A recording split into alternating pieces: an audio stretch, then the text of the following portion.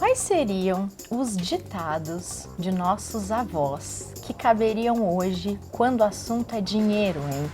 Mudou muita coisa do tempo de nossos avós para cá. Tem tanta tecnologia, tanta automatização, robótica e, bom, tem muito exemplo pela frente. Mas a própria expectativa de vida subiu aí de 45 para 80 anos, se a gente for pensar nas últimas décadas. A constituição familiar, casa cheia de filhos, hoje casa cheia de pets, talvez, né? A gente fez um episódio sobre pets. Exato. Tem muita mudança, mas tem coisas que a gente pode dar ouvidos mesmo nos dias de hoje. Vamos falar sobre isso?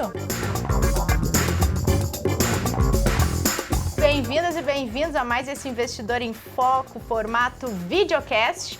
Para vocês que estão ouvindo e para vocês que estão vendo, a gente já está postos aqui para conversar sobre os ditados dos tempos dos nossos avós, aquelas preciosidades que a gente não pode esquecer ainda hoje, hein? Vamos lá. Eu vou começar. Vai. Ela tava ali. Tá bom, né? Eu vou começar porque se eu deixo esses dois daí, eu fico aqui caçando espaço pra falar, entendeu? Faz olhar fulminante, agora que a gente tá presencial. Fica olhando ali até parar, que dá certo. Fica fazendo sinal, né? Ó, tem um que eu lembrei de você, Martim, que minha avó falava, minha avó materna e minha mãe repete. Sempre repetiu pra mim, pra minha irmã, tudo que é: diga-me com quem andas, que te direi quem és. E lembro de você por causa do efeito manada, não porque você é uma má companhia. Eu falei, tá achando que foi embora. Ela falava isso. E outro que eu lembro que ela fala é... Que ela falava, minha avó e minha mãe também repete. Meu pai não é muito dos ditados, mas minha mãe é mais, tem caroço nesse angu. E daí até hoje ainda uso quando tem alguma coisa assim mais complicada e acho que se encaixa em algumas situações de investimento, de mercado financeiro também aí. Sim, sim. Eu tô anotando mais um aqui. Eu tenho um que não é do tempo da minha avó, mas a minha mãe sempre fala, e eu vou fazer o pi na hora do palavrão, que é: não conte com o ovo no pi da galinha. Esse é um clássico e tem tudo a ver com finanças. Exatamente. Eu tenho vários, mas tem um que acho que é interessante, é diferente até, e é um dos que é ligado mais às finanças pessoais, né? A minha avó, ela é nascida na Espanha, mas morou muito tempo no Chile, né? E ele falava assim: você tem que juntar os centavos, porque os pesos, que era a moeda maior, se juntam sozinhos. Ou seja, ele dizia assim: cara, vai no cuidado do pouco. O dia que você ganhar uma bolada, o problema está resolvido, sabe? Então, tipo, alguma coisa desse tipo. Aí você vai juntar, mas toma cuidado com o pouco, né? Os centavos, junte os centavos. Isso. Você tem que cuidar dos centavos, porque os pesos se juntam sozinhos. Entendi. Então tem que juntar os centavos, os pesos se Profundo, juntam hein? sozinhos. Esse é o Dá até pra reflexivo. pensar que tem o peso que não é o peso de dinheiro, né? Porque Pois a gente né? de repente alguém come muito pão de mel, chocolate, né? Tem essas coisas aí e acaba juntando peso. Olha, eu selecionei alguns aqui que eu acho que são bem relacionados à nossa pauta. Eu acho que o primeiro deles é os que eu tenho usado bastante, é que o segredo da liberdade é a eterna vigilância. Quando a gente está falando de saúde financeira, é isso, assim, para a gente ter a nossa liberdade, a gente poder fazer as coisas que a gente quer, a gente sempre tem que estar vigilante. Nos pequenos gastos, nos exageros, em investir bem nosso dinheiro, em cuidar daquelas coisas que a gente às vezes negligencia. Então, para mim, isso é uma lição, assim, né? Que se a gente realmente quer ter a liberdade, a gente quer poder fazer as coisas, a gente tem que estar sempre vigilante. Acho que isso serve para vários aspectos da vida. Então, esse é o primeiro que eu selecionei aqui. O outro, que é um ditado e é bíblico, né? Tudo não terás. Gente, esse é um clássico. Não dá para ter tudo. Não dá para ter tudo. A gente sabe que para cada escolha existe uma renúncia, que a gente... Para cada escolha existem 1000 renúncias. 1000, né, renúncias, exatamente. Eu E gosto que mais há disso. uma... que o dinheiro é um bem escasso, a gente sempre vai ter que fazer alguma escolha, a gente nunca vai poder fazer tudo. Dinheiro não dá em árvore? Não dá em árvore, olha, mais um. E por mais que se tenha dinheiro, ele é escasso em alguma medida, uns para mais, outros para uns mais, para outros menos, mas é escasso, então para mim eu gosto bastante desse ditado. O outro que eu gosto muito também, e que daí eu acho que tem uma coisa às vezes a falta do senso coletivo que a gente tem, e isso atrapalha muito quando a gente está falando da gestão de muitas coisas, que é farinha pouca, meu pirão primeiro. Esse também eu acho um barato. Mas dá para trazer isso também para o mundo das finanças, porque a gente também não pode achar e querer levar vantagem em tudo, porque isso é um perigo, principalmente quando a gente se encanta, né, para a gente colocar toda a farinha no nosso pirão, daquelas coisas que oferecem para a gente, sem risco, né, fácil para ficar milionário, né, então... E o último, gente, que eu gosto também, selecionei vários, né, aonde se ganha o pão, não se come a carne. Esse é muito bom, adoro. Esse é muito de vó. É muito de vó, muito. Eu tava lembrando de outro que casa com o seu, Martim dos Centavos, que é de grão em grão a galinha de papo, né? Eu ia Ele citar casa um bastante, pouco esse também, é verdade. Ele é muito parecido, né? É muito parecido. Traz a questão, um pouco do que você falou, de ter essa vigilância contínua, né? Que acho que essa é uma grande questão, né? Quando a gente vê, muitas coisas são assim, cara, é só esse dinheiro aqui, então esse gasto não vai me deixar pobre, né? É assim que a pessoa ficou pobre, né? Tipo, porque foi gastando, parcelando, né? Eu já acho que eu comentei em algum momento, né? Quer dizer, a quantidade de compras parceladas, às vezes, puxa, a vida é pouquinho, né? A prestação é pouquinha, mas vai juntar 15 dessas parcelas, assim. O cara vai estar com a renda comprometida em algum momento, então... Eu acho que essa questão da vigilância com as pequenas coisas é muito importante mesmo. Muito bacana.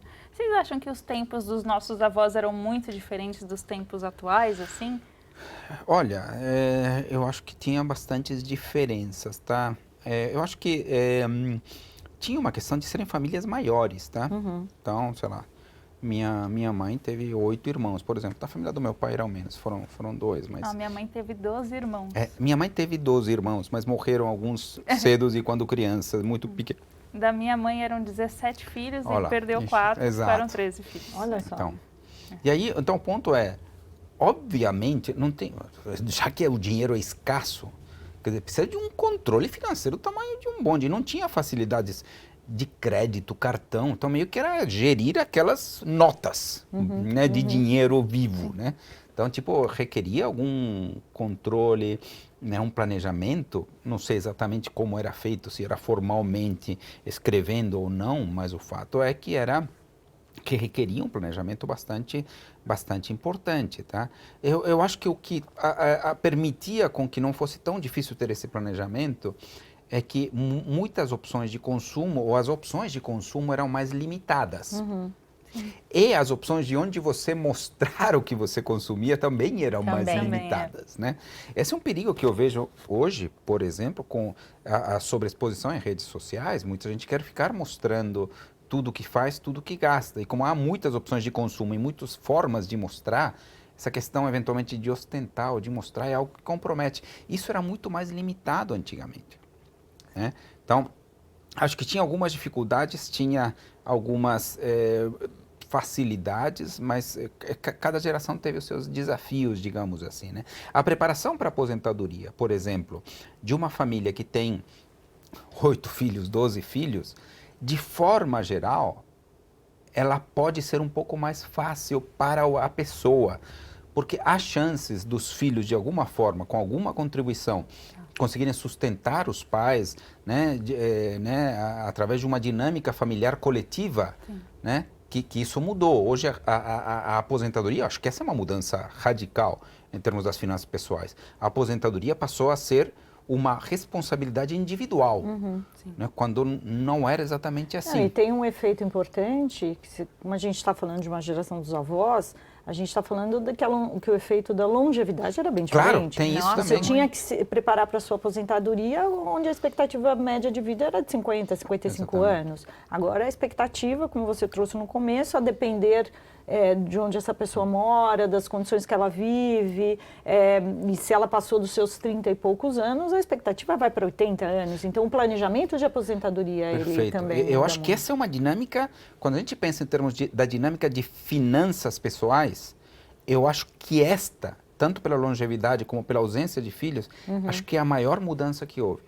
E eu acho que tem uma coisa também, né, que falam que a gente sempre acha, eu adoro essa frase também, não é do tempo das avós, mas é uma frase que a gente ouve muito ultimamente, que a gente sempre acha que o passado foi melhor do que ele realmente foi, de que o presente é pior do que ele realmente é e que o futuro será melhor do que talvez ele possa ser. Essa coisa da gente também achar que sempre o tempo que a gente vive não é o que deveria ser, é uma questão que a gente precisa pensar quando a gente está falando de finanças. O que eu acho que mudou? Eu acho que mudou muita coisa. Se a gente pegar a geração dos nossos avós, a gente está falando de uma geração pós-guerra, em que a relação com o dinheiro e a relação com a escassez era muito diferente.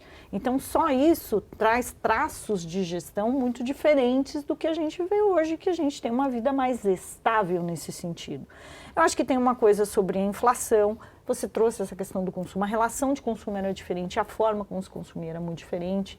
Então, por mais que as pessoas tivessem uma condição financeira, a poucos era dado acesso a viagens, tudo era muito diferente. Então, por mais que você tivesse dinheiro, o uso daquele recurso tinha uma configuração bastante diferente do que a gente percebe hoje. Eu acho que tem uma coisa também do papel da mulher, que mudou muito nas famílias. Então, se a gente pegar as avós, a gente está falando do que poucas mulheres iam para o mercado de trabalho. E que as mulheres precisavam de autorização dos homens para ir ao mercado de trabalho. E também, quando a gente está falando de finanças, a gente tem uma questão importante nesse sentido. As mulheres ficam mais viúvas, que também é um outro ingrediente que muda bastante quando a gente está falando da gestão patrimonial. E quando a gente leva isso para a geração das nossas avós, isso era mais severo, porque elas estavam fora do mercado de trabalho e a viuvez trazia um desafio no qual os filhos tinham que assumir.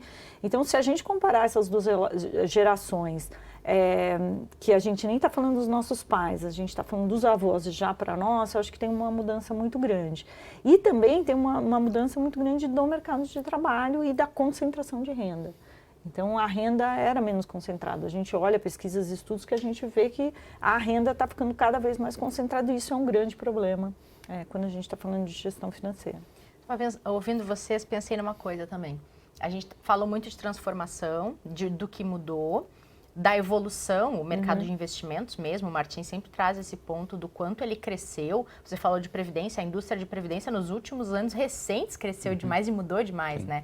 Agora, queria saber de vocês também, o que vocês acham que não mudou? Que conceitos, que ensinamentos do tempo lá dos nossos avós, vocês acham que eles são perenes, eles valem até hoje? É a coisa de quem poupa tem? É de guardar os centavos porque os pesos eles crescem sozinhos? O que vocês acham que a gente pode ainda dar ouvidos de conselho de avó que vale até hoje? Eu acho que é isso, né? Quer dizer, acho que todo o fundamento de um bom planejamento financeiro pessoal, em qualquer momento do tempo, está em tentar guardar, né? Guardar para quando o teu nível de renda, seja na aposentadoria, seja, sei lá, quando for nesse, quando você não tiver acesso. Não, claro. Seja, guardar para decidir onde investir, certamente, mas o processo de gerar superávites é o alicerce de tudo isso. Isso, no meu entender, não mudou, né? Não mudou. Ou seja, é difícil construir qualquer coisa saudável em termos de finanças pessoais se você gasta mais do que você ganha. Isso aí, para mim, é fundamental. Hoje a gente tem mais ferramentas para controlar isso, né? Tem aplicativos, né? Tem ferramentas eletrônicas, planilhas eletrônicas, o que você quiser. No passado, muitas vezes era anotando gastos, despesas e coisas desse tipo, ou simplesmente vendo quantas notas sobraram no fim do mês. Tinham que sobrar, né? Então, de fato, para mim, isso não mudou. Isto, de fato, não mudou. Acho que as opções de onde investir o dinheiro mudaram muito. Acho que as alternativas eram poucas, eram cadernetas de poupança, algum depósito bancário, né? Quer dizer, acho que não me imagino com grande frequência alguém investindo no mercado de capitais, né? Em fundos de investimento de uma dinâmica muito importante. Não vejo isso, tá? Então, as ferramentas pelas quais você investe mudaram muito. Mas a ideia, o alicerce central, que é de ser superavitário, isso para mim é o grande ensinamento. Mas é curioso também porque tem estudos que mostram as influências, né? A gente é o resultado dessas influências, mas não necessariamente essas influências constroem, né? O que eu quero dizer com isso é avós poupadores não necessariamente farão netos poupadores. Sim. E o inverso também é verdadeiro, porque cada um assimila essas influências de uma maneira diferente e constrói o seu caminho de uma forma diferente. Tem aquele também ditado que fala, né? não sei o que, herdeiro e o outro pobre, nobre. Neto nobre, filho pobre, uma coisa assim, gente, né? se alguém souber, coloca nos comentários desse Tem um episódio. bonito que eu vi sobre isso, que é assim, ó, vamos ver se eu consigo, vamos tentar lá. Que era assim, tempos difíceis criam pessoas fortes. Pessoas fortes criam tempos fáceis. Olha só. Tempos fáceis criam pessoas fracas. Nossa. E pessoas fracas criam tempos difíceis. Então, tipo, aí volta o loop. Fica ali. Então, porque a gente vê quando a gente faz análise de gerações, você citou muito bem a geração que teve a sua infância durante a guerra, no pós-guerra, que foram épocas difíceis, né? Quer dizer, a mesma geração que viveu durante a Segunda Guerra Mundial, basicamente foi a mesma que viveu a Grande Depressão dos anos 30, né? Então, é uma geração que, pela sua natureza, viu e viveu a escassez. Né? Depois dessa geração, que talvez para muitos seja a geração dos pais, teve uma geração, um movimento econômico de riqueza, que foi toda a geração dos boomers, que foi todo o crescimento do pós-guerra, que acho que foram as décadas de maior crescimento que a gente viu. E aí não havia essa noção de escassez.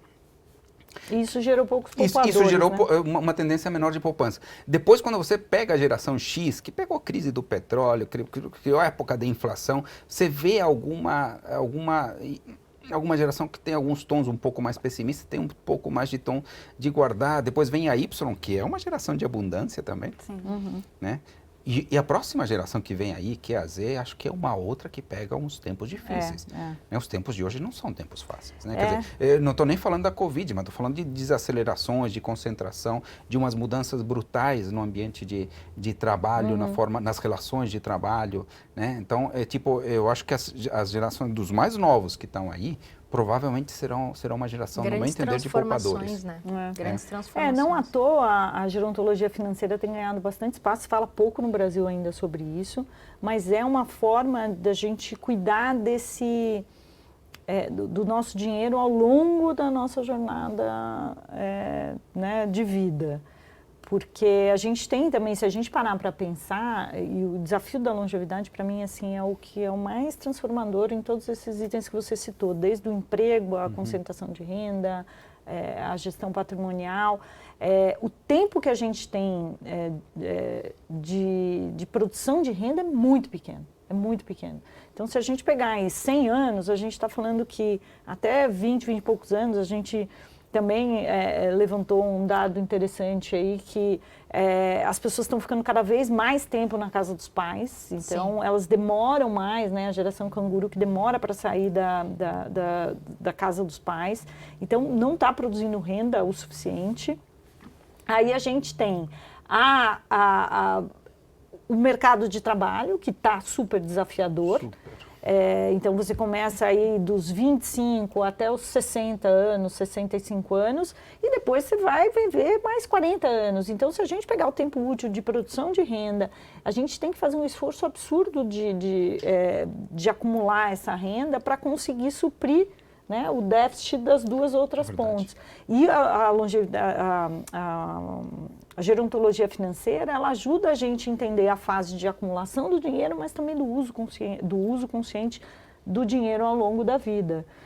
Porque eu concordo com você, eu acho que o desafio da próxima geração, ou seja, a geração dos nossos filhos, é muito grande.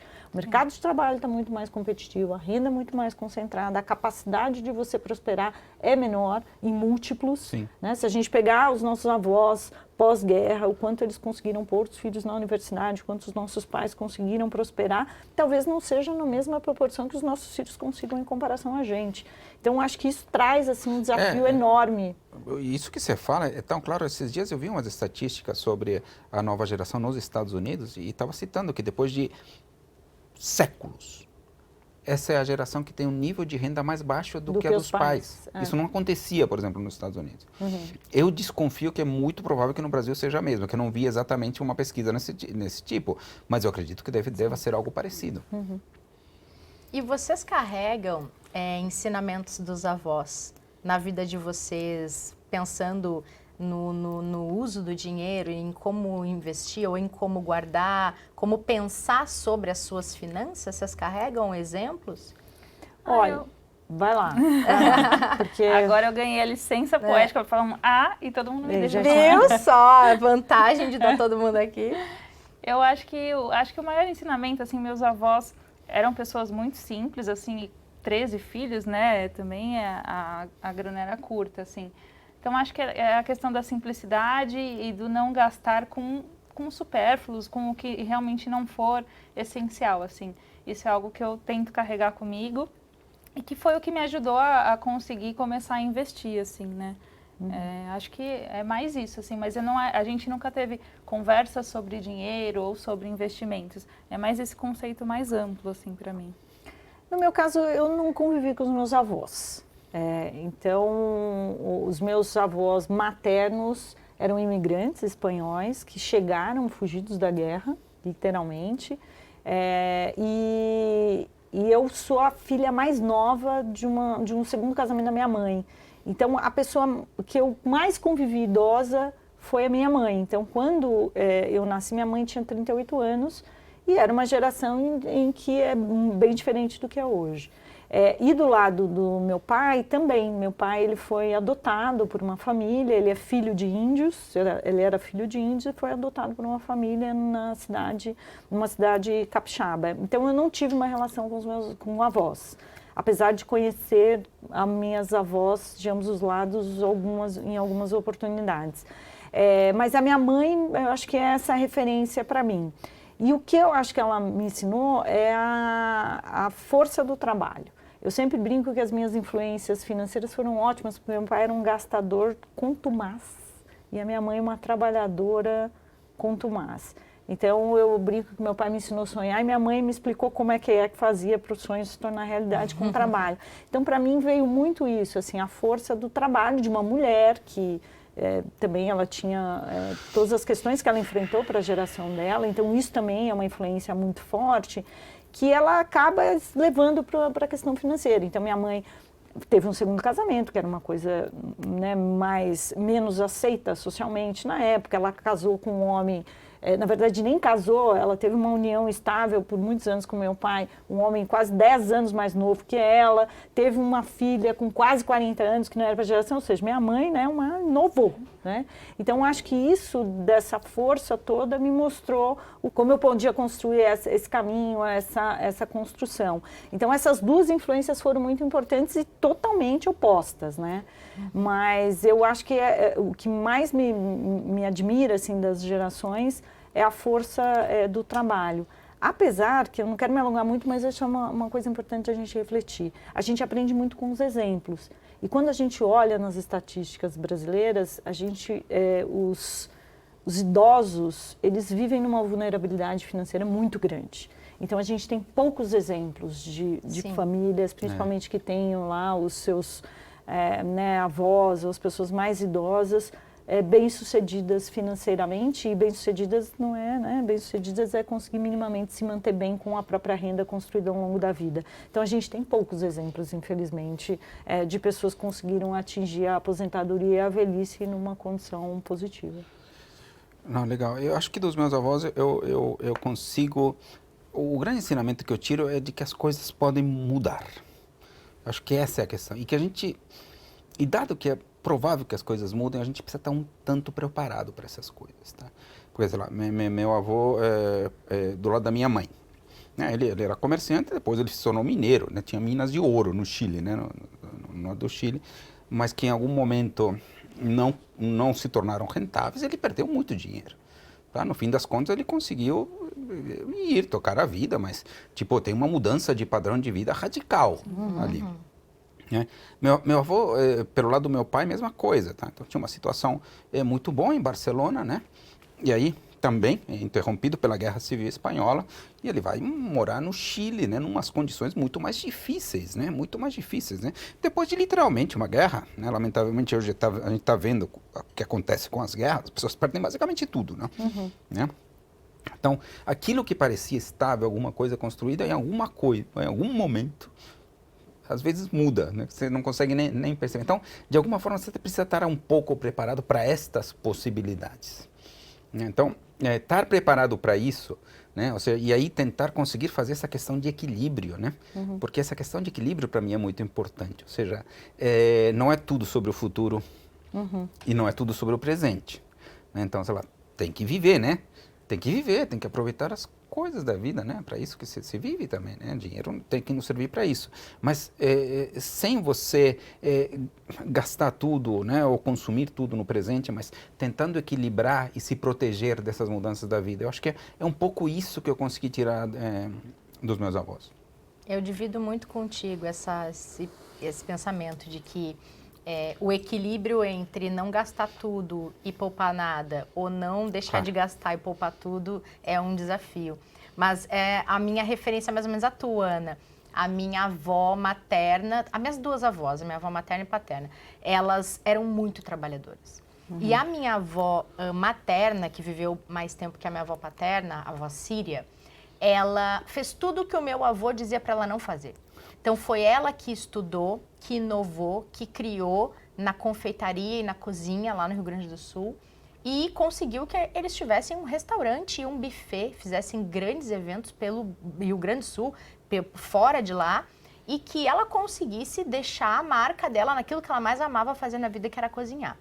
E ela tinha muito forte essa coisa de não tem milagre, nada cai do céu. Ou eu trabalho e faço o meu negócio prosperar, faço o meu dinheiro render, ou eu não vou conseguir fazer nada que eu quiser na minha vida. E ela aproveitou muito a vida dela, né? Ela gostava muito de viajar, então ela tinha um grupo de idosas que elas viajavam pelo Brasil todo. Era muito legal, quando a gente era criança, ela arrastava os netos com ela. Então a gente teve experiências incríveis com ela. E a minha avó paterna, ela viveu até os 70 e pouquinhos anos ali, mas ela também, depois meu avô morreu bem cedo, ela foi aqui, se virou sozinha, trabalhou, conseguiu engajar outras mulheres da comunidade que ela morava numa comunidade um pouco mais periférica lá no sul, em Osório, e ela conseguiu engajar e conseguiu fomentar trabalho para essas pessoas. Então, a coisa do trabalho é que ficou para mim de ensinamento mais forte também.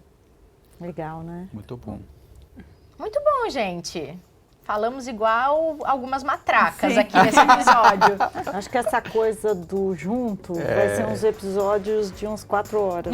Mais ou menos, mais ou menos. Muito bom. Quinta-feira a gente tá de volta e a gente vai estar de volta para vocês nos verem de novo e nos ouvirem. Foi um prazer. Até. Isso aí. Até a próxima. Tchau, tchau.